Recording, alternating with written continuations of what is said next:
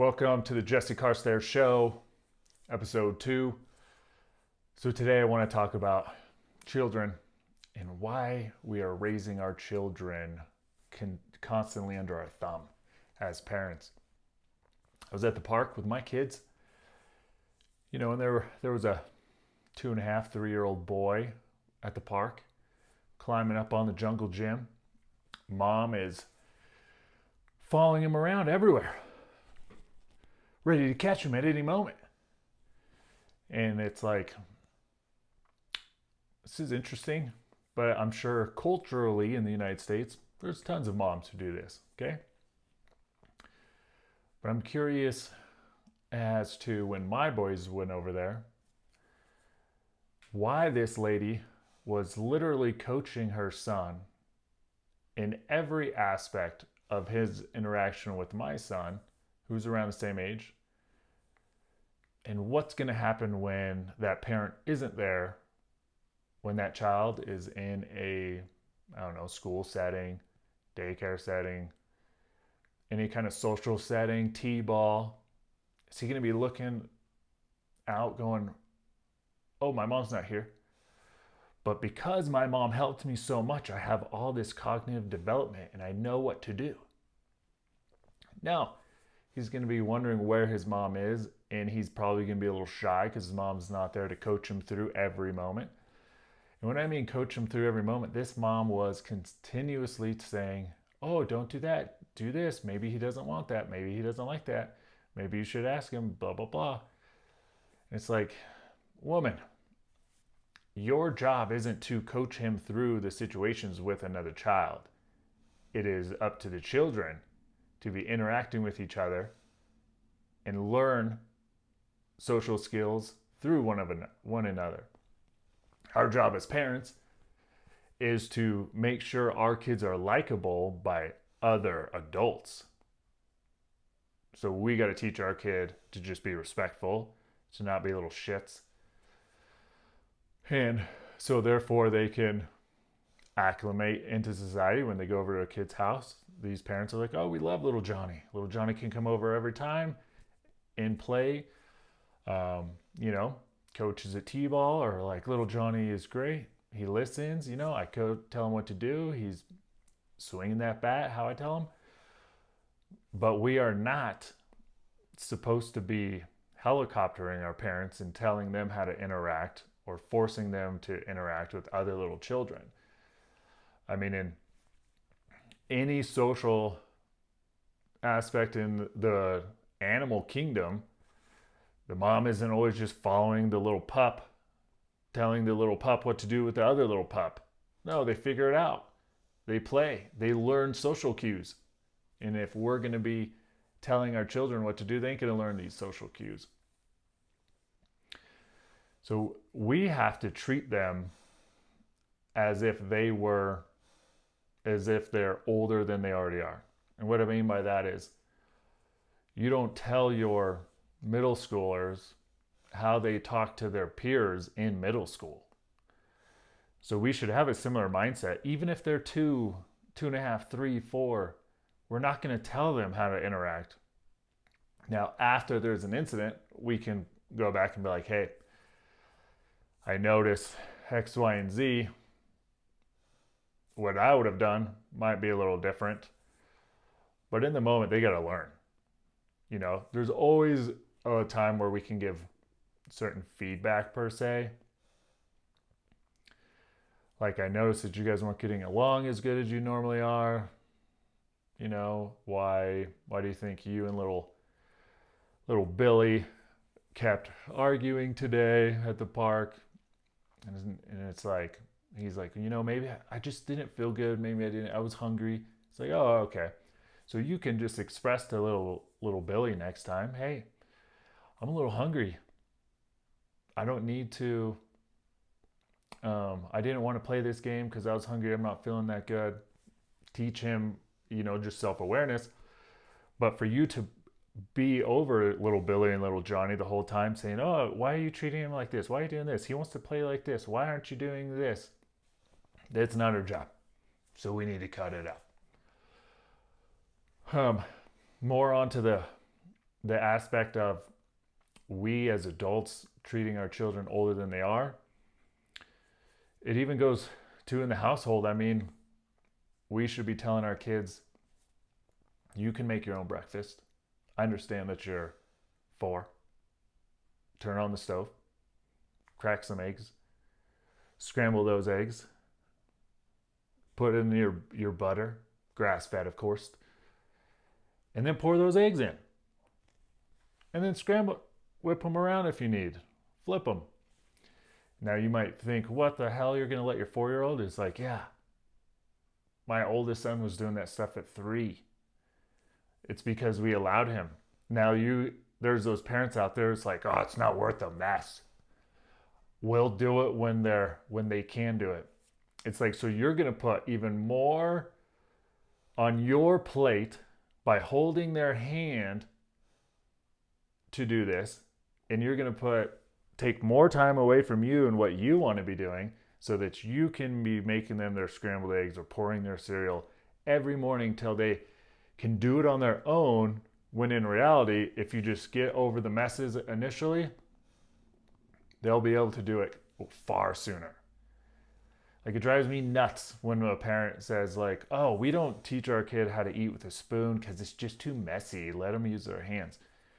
It's like, your kid's 2.5. He should be able to know how to use a fucking spoon.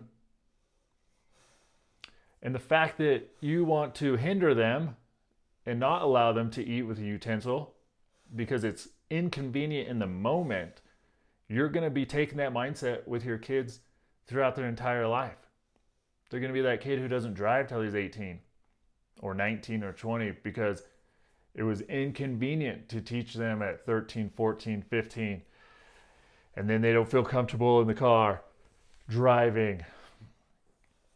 You know, my older son, he can make an omelet for him and he can make an omelet for his little brother because me and my wife were having him cook from the very beginning. Yeah, it's fun for them to, learn to crack the eggs, but you got to keep that up. It shouldn't just be a one time like, hey, do you want to help mom or you want to help dad make some food? And they're like all about it. They're like, heck yeah, I do. Keep feeling that energy, having them help cook, bake, any of the sorts, cleaning. I mean, if you think about it, in third world countries, 3-year-olds are actively a part of the household. Go to a third world country, go find family with a 3-year-old, and they are actively doing things. They're actively engaged in household chores, the survival of the family. I'm not saying they have jobs per se, but they are doing things. And it makes our 3-year-olds look like little retards because they can't put on their own shoes, can't get dressed, can't freaking make their own breakfast.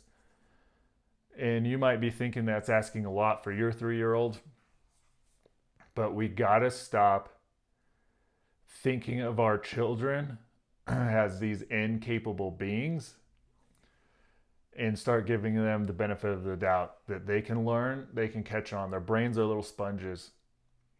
So if we're teaching our kids how to do the little daily things that we want them to do, they'll do it and they will catch on, and you just can't give in. I've talked in the past about getting your kid to sit at the table and eat their entire meal and eat what you're eating, because you're not a housemaid to where you're just making everyone different meals. You make your husband a certain meal, but little Johnny doesn't want to eat that, so you make them something different. And then maybe little Billy doesn't want that, or little Sally. So you just are making everyone a bunch of stuff. Why would you do that? Let's nip that in the butt. And you're going to teach them, this is what dinner is. This is what we got. We're having, steak and sweet potatoes with some asparagus. I personally don't eat vegetables, but whatever it is that you're having, and teaching them that this is what we do. Just plain and simple. I'm not big on snacks. So that's why my kids sit and eat their meals. But you can program your kids and you just can't give in.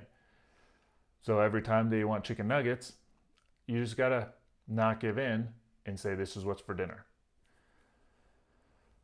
Um, I mean, there is a lot of things that we can talk about as far as children and being little tiny little guys, and how we should give them enough respect that we're treating them that they're, 4-year-old, we're treating them as a 6 7 year old.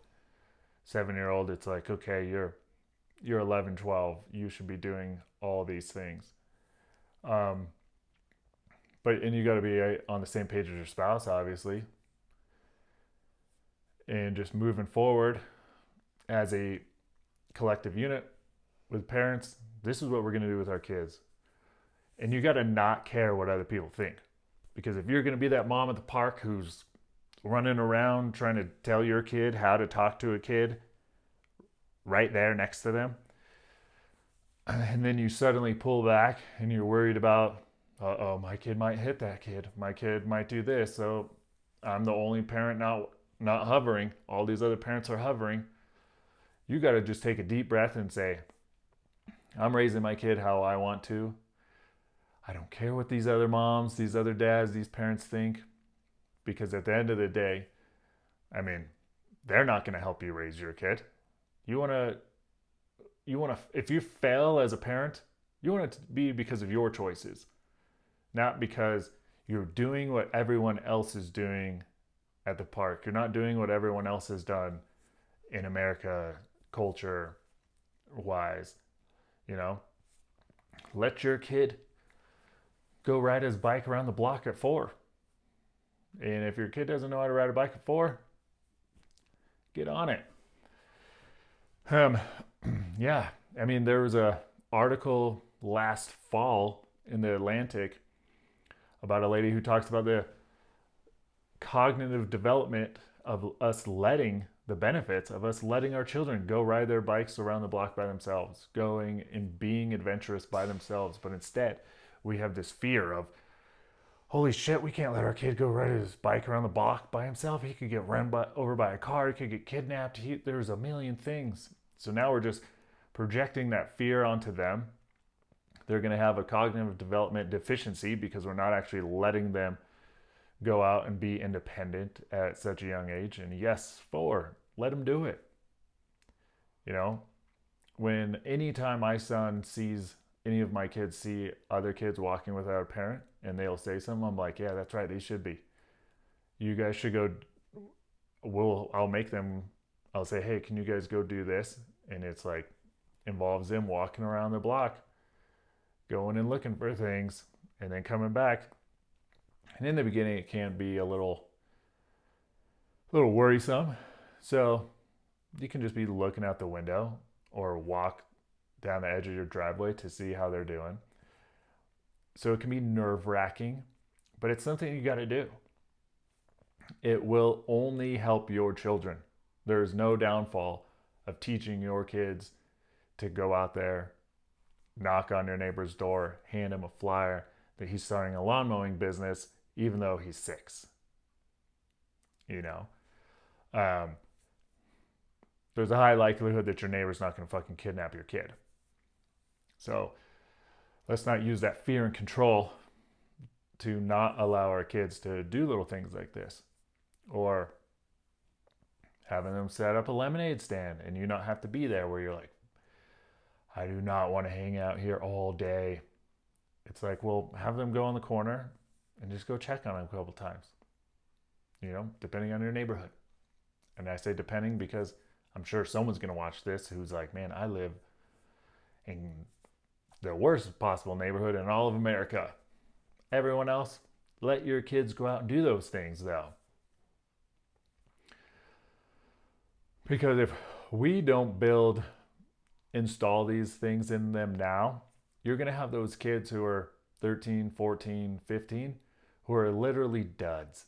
And I don't mean dud as in it's the part of their personality. I mean dud as in they're not going to know how to ride a fucking bike. They're not going to know how to even talk to another human. They are going to really just want you to hold their hand through everything that they're doing. They're going to not even talk to parents if they're with a buddy and they're getting picked up and they're going out to dinner. They're going to expect their friend to answer for them if they are being asked questions by these parents. I mean, there's a litany of examples, and if you are like, I don't want my kid to be a snowflake, you got to look to see if you as a parent are the one who is programming the kid to be like one of those people. You know, I feel like there's a huge part of the United States culture where you have all these children who are victims of something. Oh, my mom spanked me, so I need that therapy because that was trauma. And guess what? There was a time throughout American history where trauma was just considered another day. And the reason I bring any of this up is I feel like we have this pendulum of it was so rough and these parents were just so harsh on their kids that we need to be so soft on our kids and these kids. And we might not even realize how soft we are being. And I don't mean soft in the sense of we should beat our children. I mean soft as not allowing them to do anything. Going back to the park, let your kid just be at the park. Stand away and just sit down, read a book. Don't worry about them and what they're doing interacting with other kids. Let your kid ride the bike around the block. Let your kid make mistakes in the kitchen. Let them freaking give them a pocket knife at 3, 2.5. I did that with my boys, and guess what? They would cut the heck out of themselves, but they didn't cry or freak or out panic because they weren't programmed to freak out and panic. They were just like, oh man, okay, I probably shouldn't do that again because it feels a little weird, and would go, Mom, look. And you just hope that you could just keep your cool because they didn't chop a whole finger off, they just cut themselves. But then by allowing your 2, 3, 4-year-old to have a pocket knife and continuously encourage them to carry it and use it, in those ages, they're not strong enough to really hurt themselves versus a 9, 8-year-old. The first time they're playing with a knife, they're strong enough that they can really hurt themselves. So if we actually are truly programming them at a far younger age to be using things, that 4-year-old is just going to be cutting onions and be completely fine. You know, he's going to be cutting his steak with a knife, and the grandparents are going to be like, oh, little Johnny shouldn't eat it. Let me cut. It's like, no, leave him alone. He has been using a knife since he was 2 or 3. And now that he's fine. He knows how to use these utensils. He knows the consequences of not using the knife properly if he's cutting his steak, or if he's cutting something and not looking, and then it's like, oh, cut myself. It is the fact that we don't let them have the pocket knives, use the steak knives when they're young, that we end up where they do cut themselves, and it's a panic because they're freaking out that they're going to just lose all their blood. It's a huge gash. Parents are freaking out. Oh my gosh.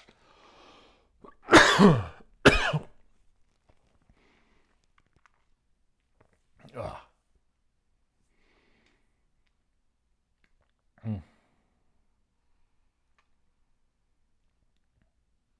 Man, I'm going to go grab some water.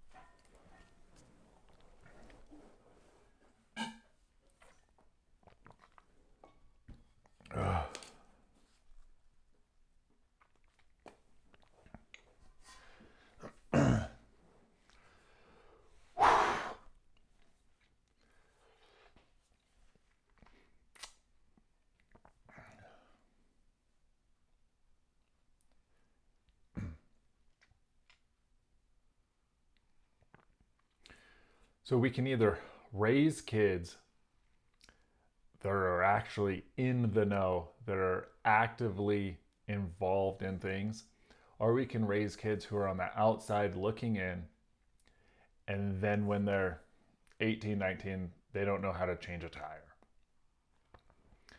So I guess we almost got to reverse engineer it. We got to think, how do we want our kid to be when they're 18, 19, 20, 25? How do we get them there? What experiences do we allow them to have? What do we want them to be at 10? What experiences do we want them to have so they are acting in XYZ fashion at 10, 15, 18? And then we got to reverse engineer that. So by the time that they're 2, and yes, I mean 2, we need to be getting them ready for when they are 10, 15, 20, 25, so that they are at that level where we expect them to be. So the reason I say 2 is if your kid can't even talk at 2, it's okay. They can, or they talk very little, they will fully understand what you are saying if you are talking to them as a normal human from day one. An example. Yes, we talk to our children as they are adults from day one. So when they are 2, when my boys are 2, if my 2-year-old, and I don't mean 2, almost 3, I mean he is 2. If he's having a fit at 2 or 2 years and 1 month, I can say, hey, I'm going to need you to calm down, and when you are ready, come back and play with us. And if he's not ready to cooperate, I usually give him an option. All right, you can sit right here, or you can just relax and breathe and come play with us. It's up to you. But you're going to sit here, or you're going to relax, breathe, and come with us. It's your decision. Now, if most oftentimes they're just going to want to freak out, however they're going to want to freak out. So then it's like, okay, I'm going to put you in timeout or set you right here until you're ready to be calm. Take your little turd, put little turd there. They're going to kick and scream. And it's like, you're going to stay here until you're nice and calm, ready to revisit this conversation. And then you can come play whatever family activity we're doing. And you're way stronger and bigger than a 2-year-old, so you can set him down wherever you want. Now, the first time, the second time, he's going to get up, and you're just going to have to put him back. But I promise you, they're going to catch on really quick. And you're going to be giving him these options, these ultimatum. You can either do A or B. One sucks for you, one allows you to participate. And eventually they're going to choose whatever one they're going to choose, but you let them choose and you teach them that when I put you down in spot A because you're being, we'll say, disciplined, you stay in spot A. And they might try and wiggle their way out of it sometimes, but it's like, no. We're supposed to talk before you come out. And I promise you, they will get it. Even other people's kids, they will understand that. Even if they see you once a week, they will understand the same concept. And 2, 2.5, they will get it. They will completely understand it. It's just us sticking to our guns and holding them accountable as well, holding ourselves accountable that we're going to stick with it, that they're sitting in the little corner, they're sitting on the chair in a form of they need to calm the F down until they're ready to be civilized, and then they can come with us and play. You might not like having to take him and put him back there or her 3-4 times on time one, and 3-4 times the second time you do it, and then 2 or 3 times the third time. But it's gonna work. Or you can just have your kids just go ham, not listen to you. Then you're out in public and you're telling little Billy, no, we can't do that. And then they want to throw a fit because they know that they will win. The children are smart. They know they will win because they're like, Mom always gives in after the sixth time I rebuttal because she's not willing to go to a seventh. She's not willing to go as far as I am. You got to be so patient that you can outpatient or outgame them in any game they want to play. So if they want to get off the chair, and I'm talking even a 2-year-old, if they want to get off the chair because they don't want to be on the chair that you sat them in until they got to calm down, you got to be willing to outpatient them. And if they get off 19 times, you got to be willing to put them on 20. So and it just breaks them. They're like, oh fuck. But most likely, those of you who are watching this and already have children, they probably rule the roost, even though you think you do. And I've talked to friends so many times. They're like, well, no, we do this. And I'm like, but you've also told me that you guys do this. And they're like, oh, well, yeah, I mean, we do that too. But it's like, okay, so when you tell me that you don't give in, but then in a previous conversation you told me that you guys it just annoys you so you don't do it. I mean, don't bullshit yourself. You are allowing your child to win. Because I'll give you an example. So I had a friend who said their kid wouldn't sit and eat, and they're like, he's so skinny, he needs to eat. So they would just let him leave the table. Everyone's done eating. And then right before bed, he would say, he's hungry, I'm hungry, I'm hungry. And it's like, can you give in? And they do. She said that, well, yeah, he's skinny, he has to eat. It's like, okay, no, he doesn't have to eat. You can not feed him, and then he'll understand the consequences of like, oh shit, if I don't actually eat my food at the dinner table, and then later when it's time to go to bed, I say I'm hungry, they don't allow me to eat, I'm gonna be hungry the next morning. Your kid isn't gonna die, your kid's not gonna get sick, nothing's gonna happen to your kid. For thousands and thousands of years, we as humans, our bodies are adaptive to even little kids to not eating. So it's okay, he's gonna throw a fit, but you gotta stick to your guns. And then the next day, if he doesn't want to sit at the table and eat dinner, you can tell him, remember last night, you wanted to eat your food when it was 2 hours past dinner, and I told you no. So are you sure you want to leave the table?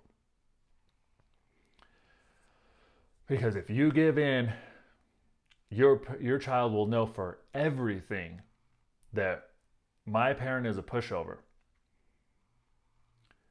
So we have to be consistent. We have to be consistent. I mean, if we aren't consistent as parents, we're not teaching our children to be consistent in anything. And it starts with the fundamentals from when they're 2, no matter how old they are. They might not see us be consistent at the gym, so they're like, well, why do I need to be consistent in anything that I do? So much of our children's programming really just falls on the parents in our hands.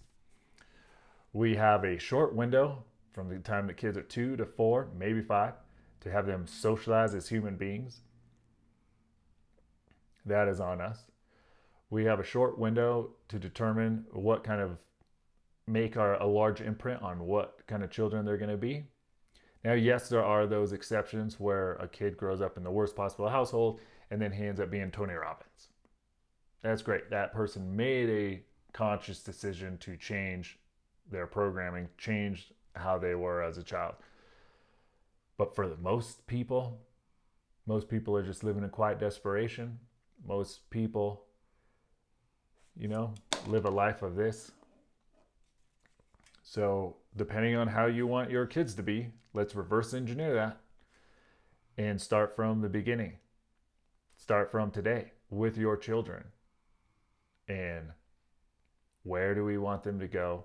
And let's treat them that way today. Give them the benefit of the doubt that they can what is it? What is the word? They will be able to understand and function and operate the way you want them to. Give them the benefit of the doubt at a younger age than you think they're ready for. They will catch on. They will.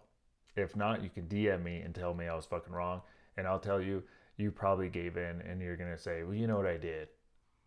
On the 7th time, I threw up my hands and said, no, this isn't for me.